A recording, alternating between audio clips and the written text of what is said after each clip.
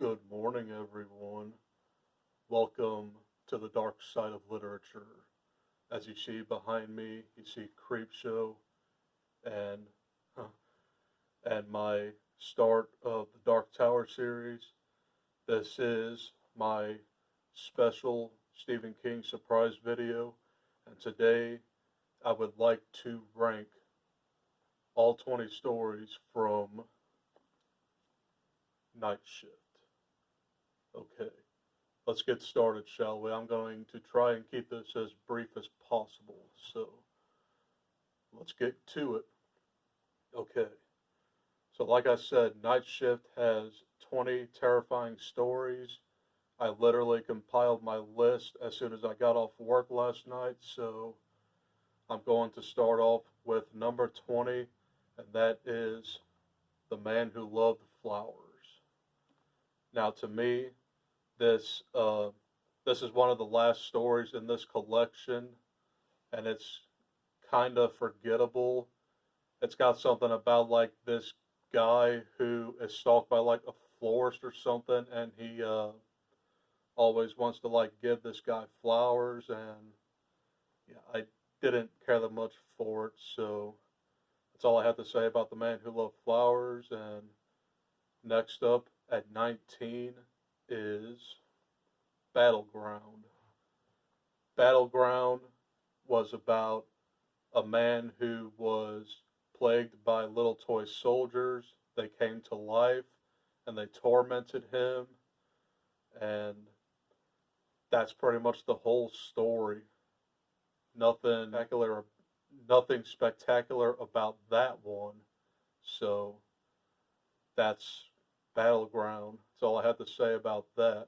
Although it would be a pretty cool Creepshow short, but anyway, a lot of these on here could be really good Creepshow shorts. But anyway, number 18 is Strawberry Spring.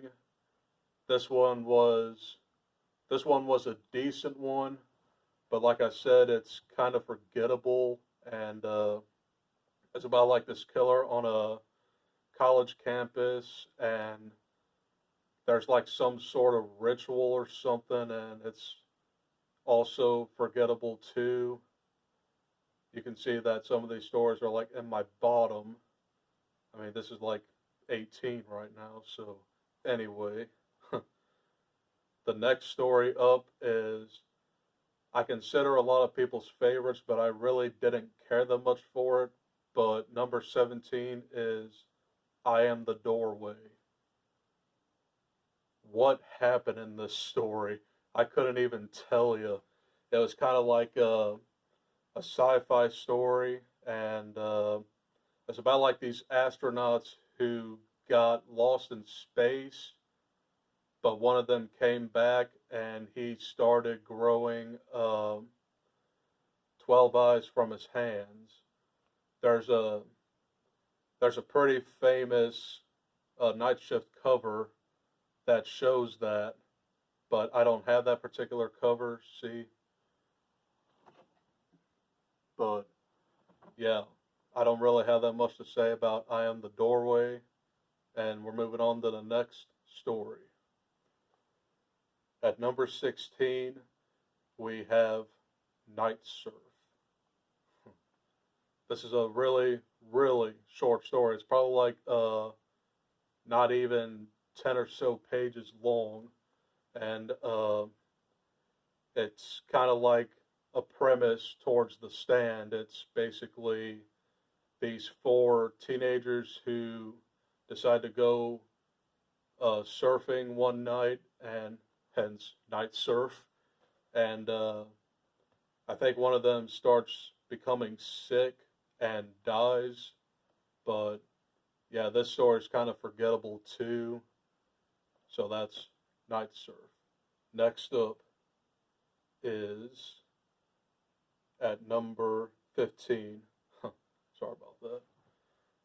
But number 15 is I Know What You Need. And I definitely did dig this story over the previous five.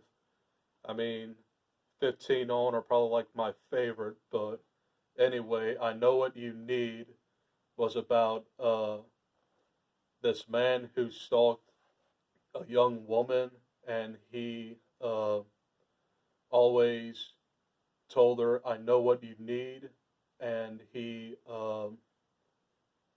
couldn't leave her alone, and I think he ended up having like a voodoo doll of her, and he put like a curse on her, and that's a really, really good story. I would like to definitely see that in a creep show episode.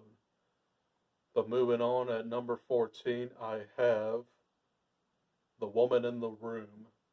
This is the last story in Night Shift, and this is about a man who visits his dying mother. She has cancer, I believe, and he starts seeing like death omens around her, and she ultimately succumbs to the veil, and he just spends his time and last moments with her. It's a really, really good story in this one, and like I said, it's the very last story. So that's The Woman in the Room. The next story, and I know y'all are probably going to hate me for this, but at number 13, lucky number 13, we have Jerusalem's Lot. Okay, don't give me your boos and hisses, but yeah, Jerusalem's Lot is the opening story to this collection, and it's obviously the longest. It's about like, I believe it is, yeah, it's like 54 pages, and it's kind of like a prologue to Salem's Lot. It's about these two men who exchange journal entries towards the vampire plague in Salem's Lot, and it takes place in like the mid 1850s. And this story was kind of like all over the place. It had like a weird tone to me, but I did enjoy the ending where they burned down the church, I believe. But yeah, I wasn't really that impressed with this one, so that's Jerusalem's Lot. And like I said in my previous video, I am looking forward to reading Salem's Lot later this year. So, yeah. Next up at number 12, we have The Ledge. Wow, this story is a really, really fantastic story in my opinion. It was basically like a cat and mouse game about this man who is bullied by this other man who wants to have your main character walk on a ledge, and the other man per se wanted to offer him a certain amount of money if he can conquer that ledge walking, and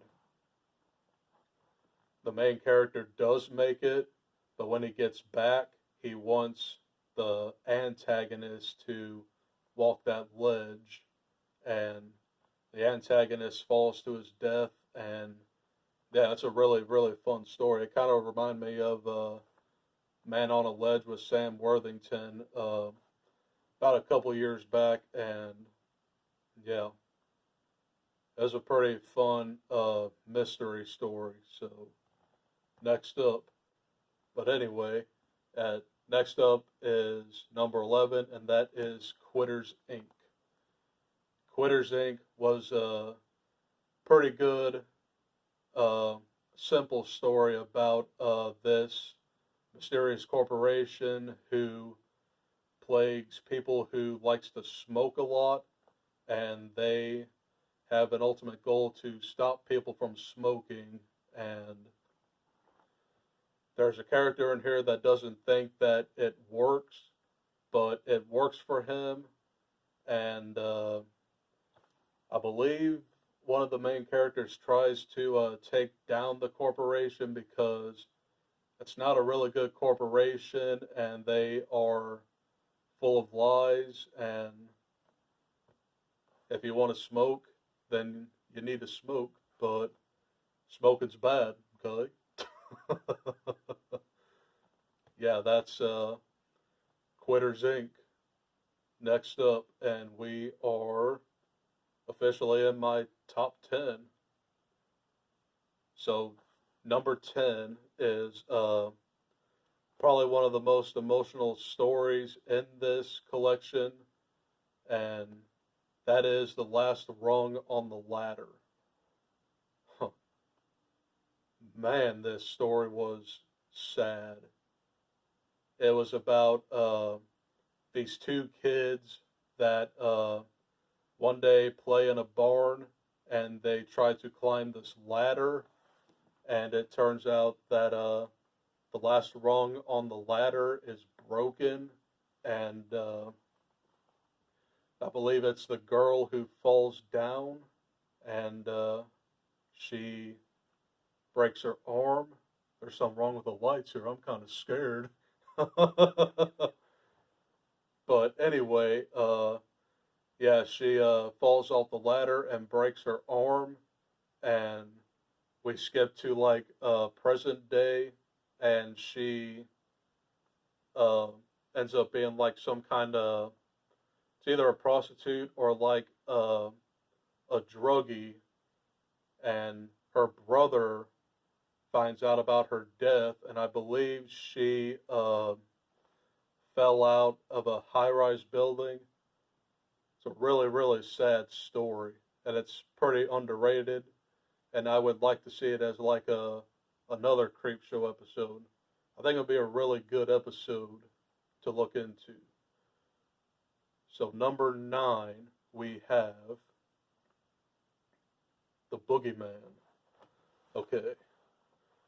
The Boogeyman was about this man who is plagued by the Boogeyman, and he seeks help from a therapist, and it's just about his ordeal with the Boogeyman in total.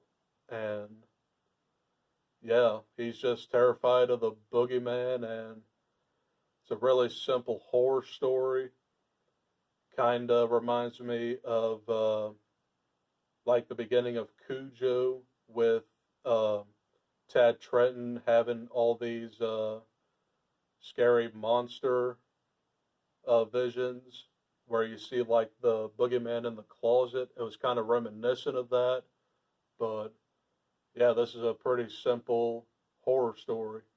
Pretty good too, but I really didn't care that much for like the therapist point of view. That was kind of like the weakest part, but yeah. Number 8, we have the Lawnmower Man. What a weird story, man, but an oh so fun story to read. The Lawnmower Man tells a story of a mentally challenged man who mows lawns.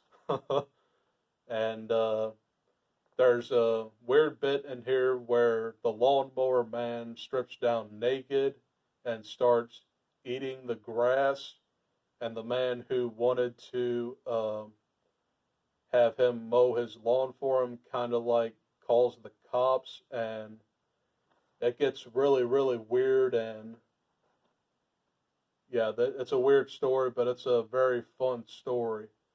I'd never seen the movie, but I know the movie took a way, way different turn. It turned it into more like sci-fi, whereas this is more like a horror short story. So, yeah, that's the Lawnmower Man. Cracking down to the top 7, guys. And number 7, we have the Mangler.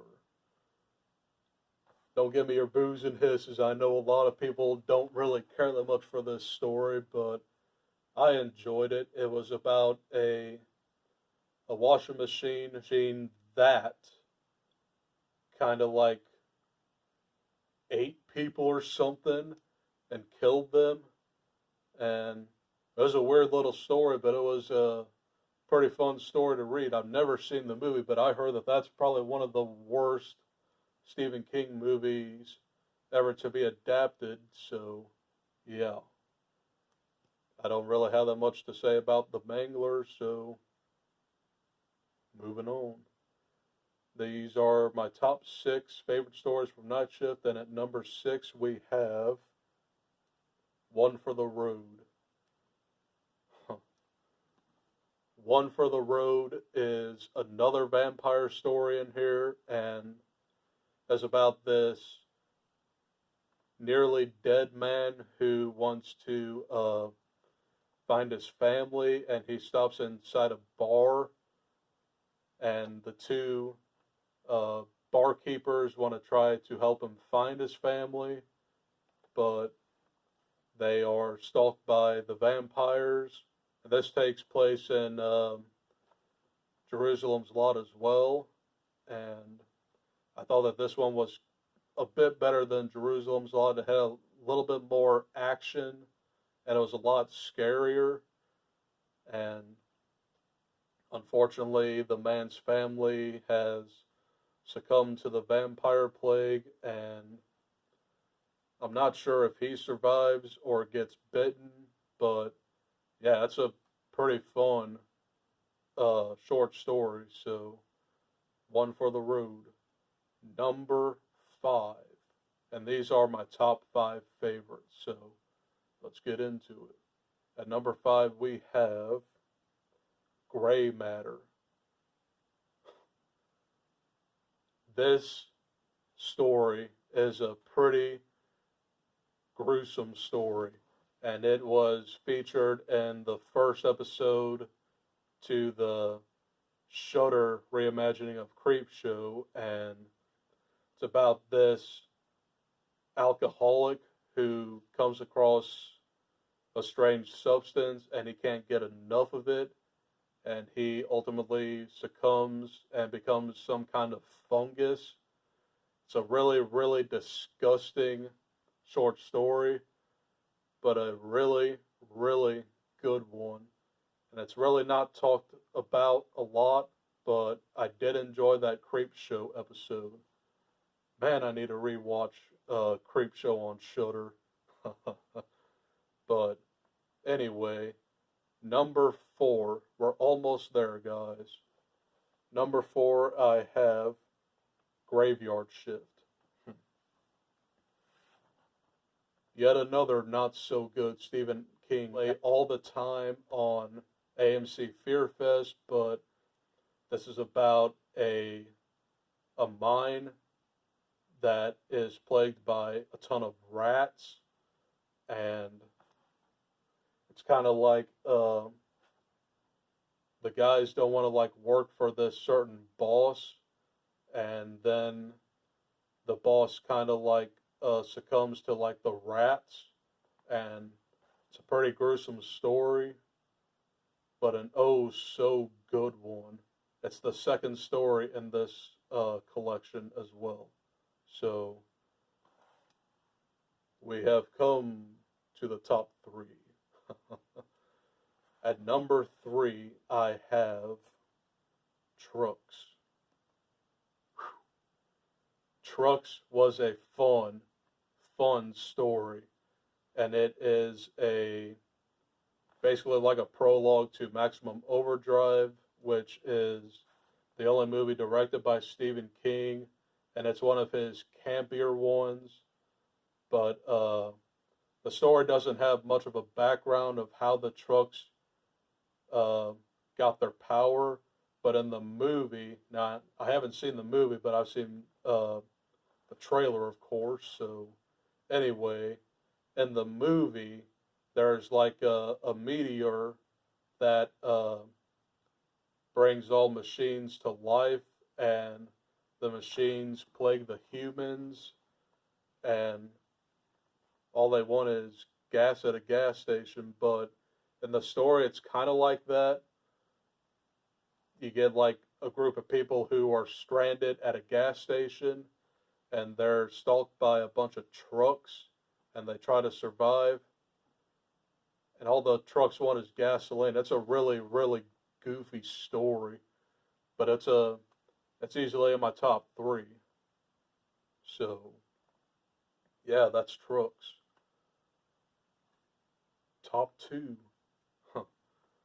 Top two is probably everybody's favorite stories and a lot of people's favorite movies, and they're cult classics. So, number two, I have Children of the Corn. We know what Children of the Corn is. It's about this couple who takes a road trip through Nebraska. I believe the husband is a doctor or is studying to become a doctor, and they get stranded in Gatlin, Nebraska, and they are plagued by a ton of ravenous children who worship their God. It's got a bunch of religious undertones in it, and Isaac and Malachi are probably some of the most campiest Stephen King villains ever. But that's a really, really fun story, and it's about, like, I believe 30 to 40 pages. It's one of the longer ones in here, but it's not as long as Jerusalem's Lot. So, yeah, everybody knows Children of Corn. So, the final story at number one, my all-time favorite story in Night Shift is Sometimes They Come Back.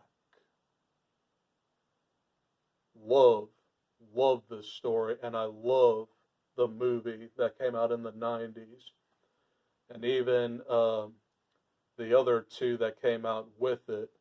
But in this one, it's about an English teacher who is plagued by haunting memories of his brother's death by a couple greaser kids, and one day the greaser kids come back and become a part of his class, and yeah, they become part of his class, and they try to toy with him. It's a pretty sad story, especially when it gets to, like, the end, and really, really simple horror story. And these kids are now demons from hell, and the teacher has to stop them from taking over his family and trying to kill him and his family. And his brother comes back and banishes these kids back to hell. And that is the top 20 stories in Night Shift. That's all I have to say about this video. Hope you guys enjoyed. And this will be my last Stephen King video this week. I'll have to think of some more ideas for Monday, Wednesday, and Friday. But, yeah. Thanks for tuning in. Subscribe, like, comment, share, and let me know about some of your favorite stories on here. Like, give me, like, your top 5, give me your top 10, just whatever. I mean, these are pretty subjective, and yeah, that's all I have to say about this video.